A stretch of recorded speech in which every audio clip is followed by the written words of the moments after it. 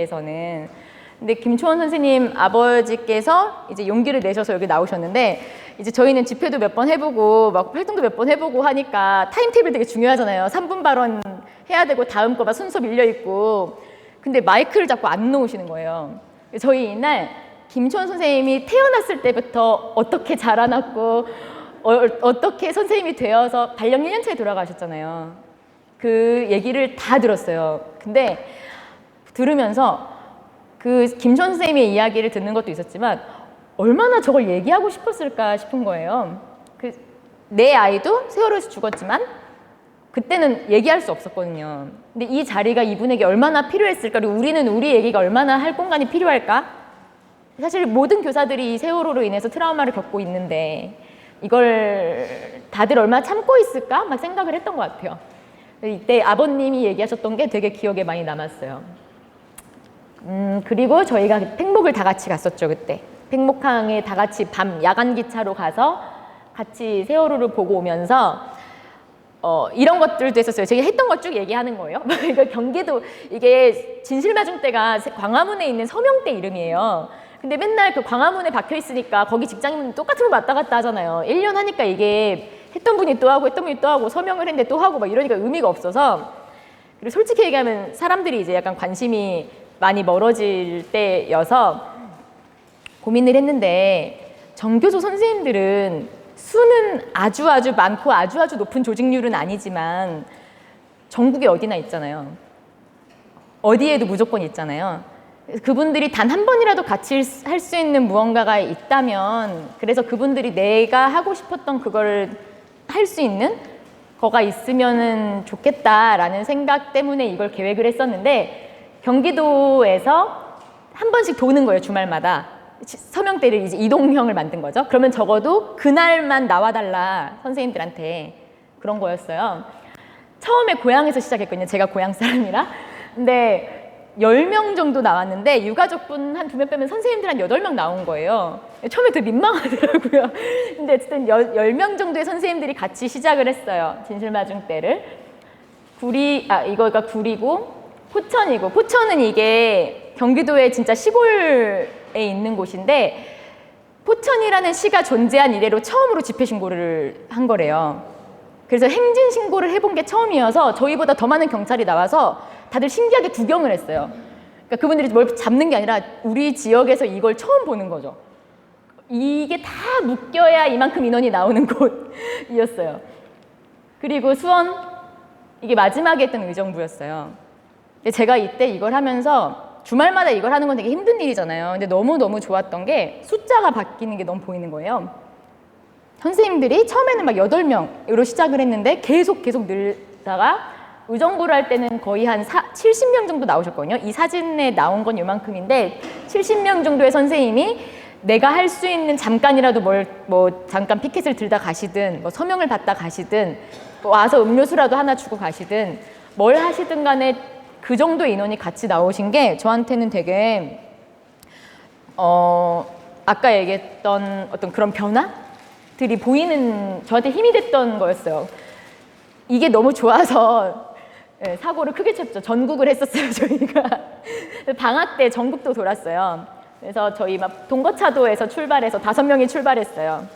동거차도에서 출발해서 광주, 여기가 광주고, 세종, 사실 어딘지 기억 잘 안 나요. 너무 옛날이라.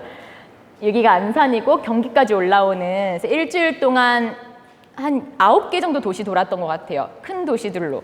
전주를 왔나요? 제 기억에 이렇게 올라왔던 것 같아요. 전주는 이쪽에 있죠. 예. 부산, 울산 이쪽을 포기했거든요. 다 하면 정말 너무 힘들잖아요.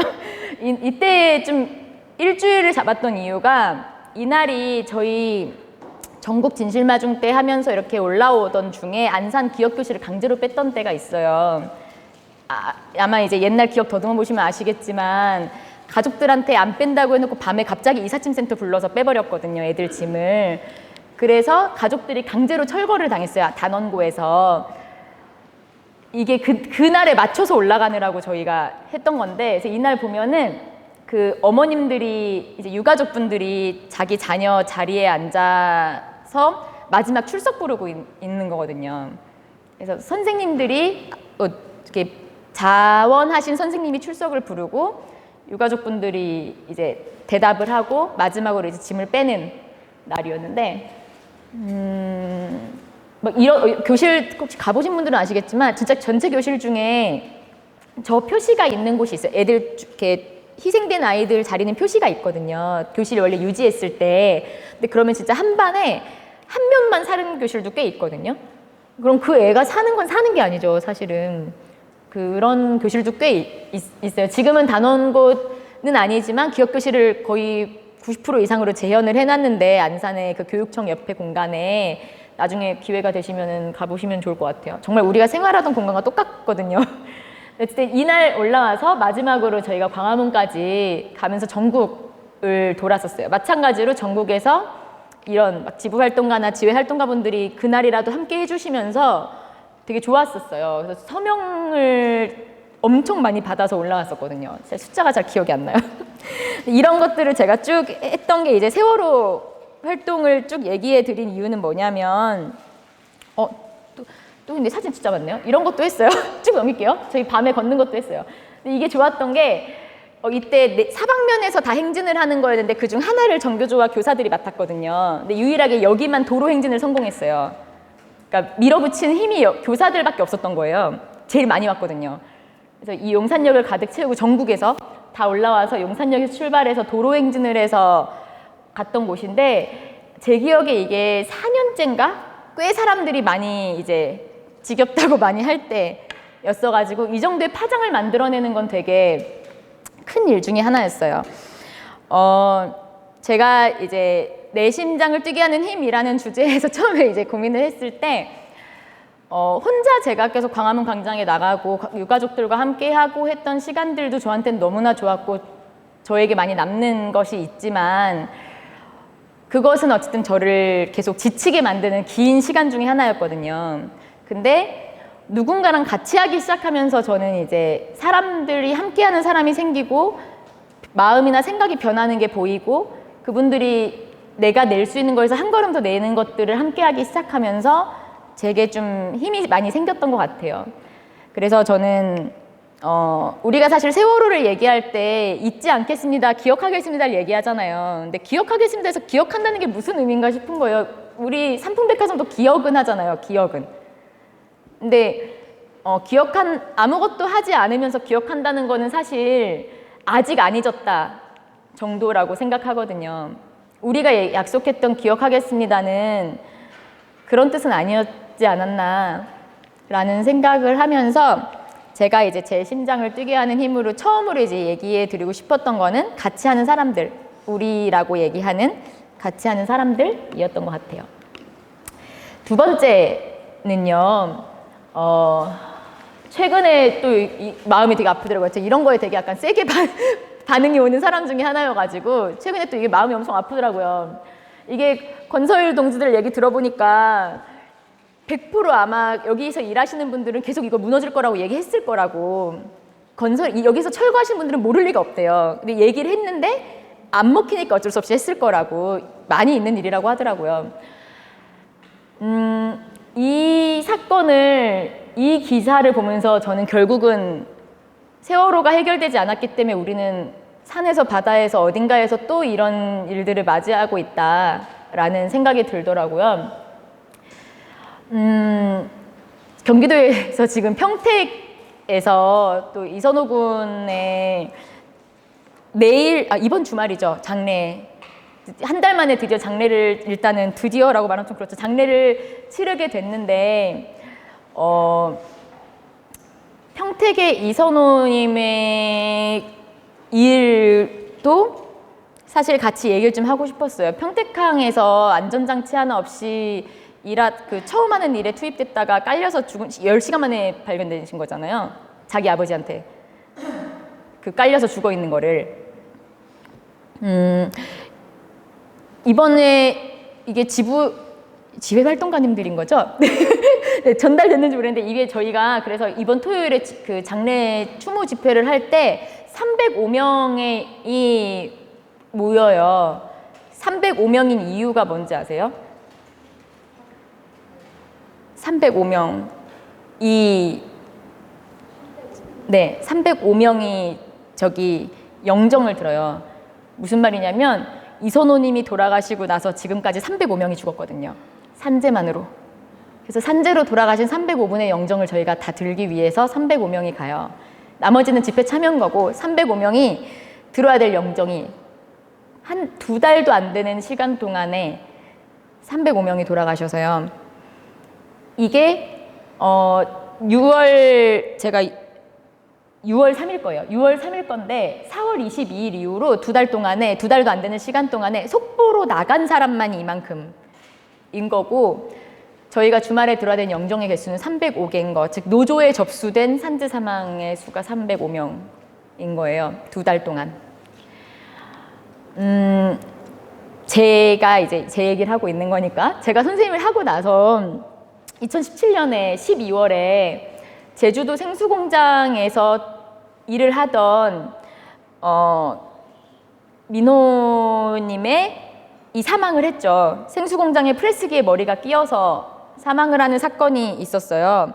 근데 이 분이 머리가 끼고 병원에서 버티시다가 돌아가시고 나서 4일 뒤가 만 18살이 되는 생일이었어요.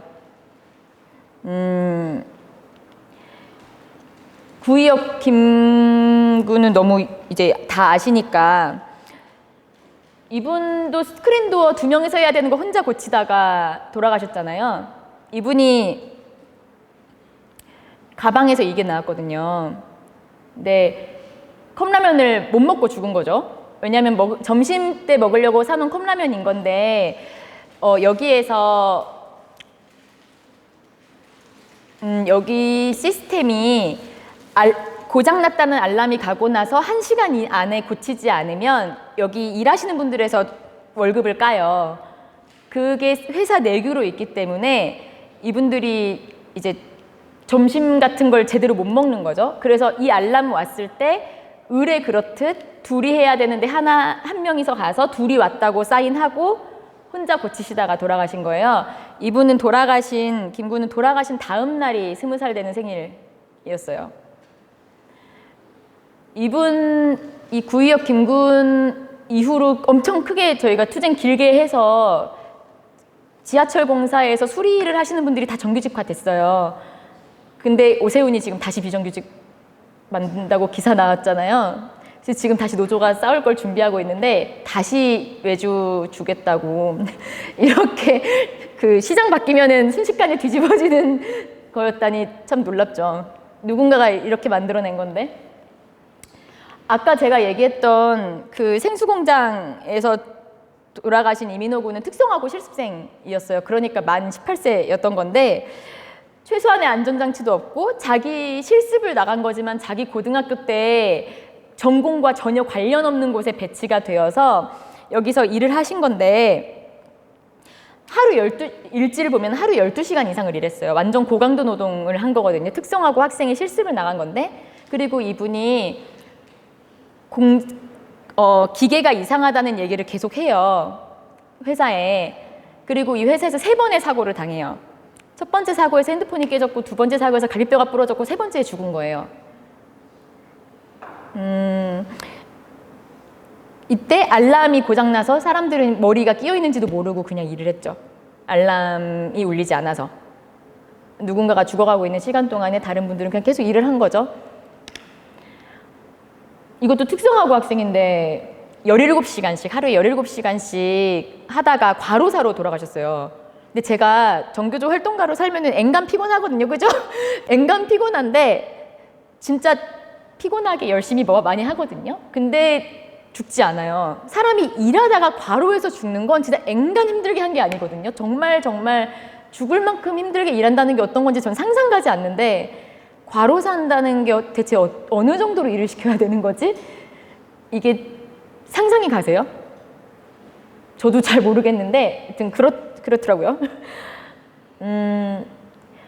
여기 2017년이죠. 이것도 특성화고 실습생이었는데 LG U+로 나간 거잖아요. 실습을. 근데 원래 정식으로 일하시는 직원분들도 모두 다 가기 싫어하는 해방부에 배치한 거잖아요. 해지방지 부서. 해지방지부서 있잖아요. 해지하겠다고 전화 왔는데 못 해지하게 매달려야 되는, 거기에 특성화고 애들을 10명 넘게 배치를 해놨어요. 그리고 콜수를 못 채워서 결국 자살하신 거잖아요. 회사 압박 때문에. 이분도 18살이었어요. 근데 제가 보여드린 이거에서 이선호 군 거를 빼고 보면은 제가 발령 나고 4년 안의 일이었어요. 이게 다. 선생님 한 지 4년도 안 된 시간 동안에 제가 뉴스에서 보거나 만나게 된 청소년, 아직 20살도 되지 않은 사람들의 죽음들이 제가 말씀드린 이런 거였던 거거든요. 공장의 사업주는 뭐 무슨 단순 업무에 둘이나 배치하냐라고 얘기를 하지만, 너무 쉽게 그렇게 말을 하지만 전형적인 이제 생명보다 이윤을 따지는 구조잖아요. 우리가 애들한테 죽기 살기로 노력하라 했지 죽으라고 한 건 아닌데, 그런 생각이 좀 들더라고요. 그래서 저는 제가 가르쳤던 애들이 채 20살도 되지 못하고 이렇게 죽어야 되는 게 좀 답답했던 것 같아요. 이해가 가지 않고. 아이들이 죽는데 뭔가 그런 거잖아요. 수학여행 가다 죽거나 학교에서 정식 교육과정으로 있는 현장 실습하다 죽거나 배달하다 죽거나 공부 못해서 죽거나 비정규직으로 죽거나 둘이 할 거 혼자 일하다가 죽거나 이렇게 되는 거잖아요. 이런 죽음들을 보면서 지금 제 초딩 아이들과 되게 행복하게 잘 가르치고 있는 나는 무엇을 하고 있는가라는 생각이 좀 들었던 것 같아요. 지금 내가 무엇을 하고 있는가라는 고민을 했던 이유는 뭐냐면요. 제가 퇴근할 때마다 애들한테 칠판에 편지를 썼거든요. 근데 칠판에 편지는 하시는 분들 많으시죠. 저희 참교육 하시니까 많으시잖아요. 그 교실에 앉아서 제가 만나고 있는 이 작은 친구들한테 나 아닌 우리라든지 공동체, 우리 함께 살자 같은 것들을 이야기하고 뭔가 경쟁보다 같이 사는 것이 얼마나 소중한가를 이야기를 제가 하고 있는데, 우리가 쉽게 이제 이야기하는 배려나 평등이나 존중이나 사랑이나 공동체나 이런 수많은 가치들을 이야기를 하는데 갑자기 그런 생각이 들더라고요. 진짜로 제가 샤워하다 갑자기 번뜩 이 생각이 들어서 며칠을 고민을 했는데, 누군가랑 같이 살면서 이 사회를 봄으로 만드는 꽃 같은 사람들이 되어라 라고 맨날 얘기를 하는데, 이 친구들이 나중에 저를 원망하면 어떡하지라는 생각이 드는 거예요. 선생님이 가르친 대로 살았더니 공부를 못해서 비정규직이 되거나 대학을 가지 못했거나 저임금 노동자로 살거나 그래서 뭐 일하다가 죽거나 했을 때 왜 나에게 지금 열심히 해가지고 공부 열심히 해서 좋은 직업 가져야 된다, 친구는 중요하지 않고 경쟁을 해서 너가 이겨야 된다, 그래야 너가 행복하게 살 수 있다라고 가르치지 않았냐고 저를 원망할 것 같더라고요. 그래서 이런 수많은 죽음들을 마주하면서 내가 지금 가르치는 게 맞나? 라는 생각이 좀 들었던 것 같아요. 잘못 가르치고 있는 건 아닌가? 그래서 고민을 계속 하다가 그럼 반대로 가르칠 수 있는가? 경쟁해야 된다, 이겨야 된다, 이긴 사람이 행복하게 살 수 있다 라고 가르칠 수 있는가를 저한테 질문을 했을 때 그걸 못 하겠더라고요, 제가.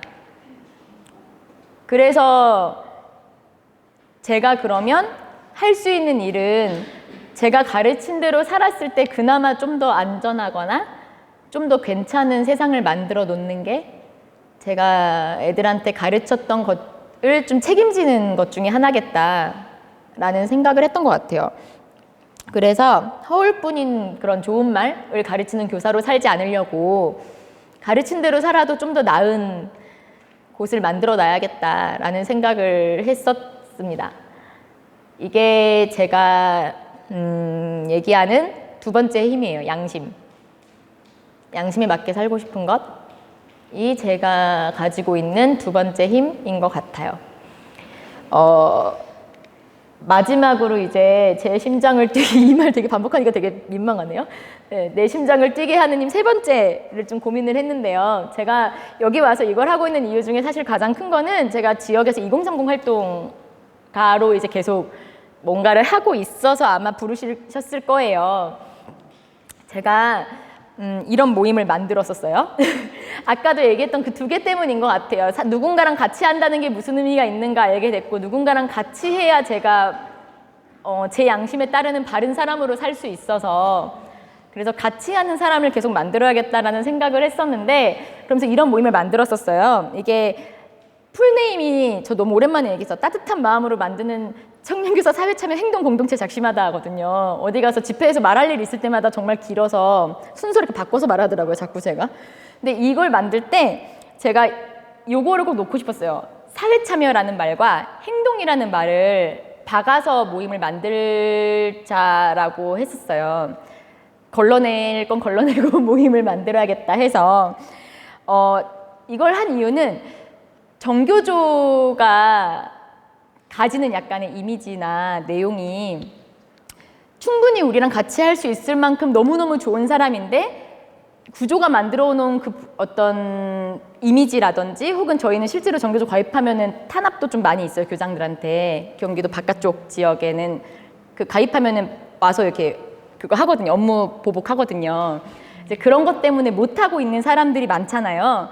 그래서 정교조 바깥의 넓은 외연으로 이런 마음을 가진 사람들을 묶어낸다가 목표였어요. 물론 그 다음에 가입시켜야죠. 근데 처음에는 그거였어요. 그래서 위안부라는 되게 낮은 수준의, 그러니까 이 수준이라는 게 나쁜 뜻은 아닌데 모두가 약간 동의할 수 있는 주제로 좀 시작을 했었거든요. 근데 이거를 그래서 2명이서 했어요. 저랑 어떤 저희 2030 활동가 둘이서, 지금 정교조 경기지부 부지부장 하는 친구예요. 저희도 나름 전북지부만큼 2030 활동가들이 다 전임을 하고 있는데, 저희는 지부장님이 평균을 확 올리고 계시거든요. 네, 여기는 지부장님이 젊으셔가지고 평균이 안 깎이는데, 저희는 지부장님이 50 그러셔가지고 저희도 조만간 다 바뀔 거예요. 이거 다 그런가? 네. 그분 너무 좋아요. 네, 저희 지부장님 너무 좋습니다. 네, 좋은 분이에요. 네. 근데 어쨌든 그 친구랑 저랑 둘이서 시작을 했어요, 처음에. 대상은 3년 동안 경기도에 발령난 사람 4,000명에게 전부 다 저렇게 만들어서 보냈어요. 뭘로? 택배 말고, 택배는 돈이 들잖아요. 교육청에 가서 다 하나하나 꼽았어요, 저희가. 교육청에 가면은 공문 수바람이잖아요. 요거는 하나당 100원만 해도 4,000원, 저희 돈 없잖아요. 저희 둘이서 50만 원의 선수금 갖고 둘이서 25만 원씩 내가지고 50만 원의 선수금으로 시작했거든요. 그래서 교육청 공문 수바람에 한 땀 한 땀 꼽았어요. 이 명단은 어떻게 확보했을까요? 발령 명단 여긴 나오나요? 네,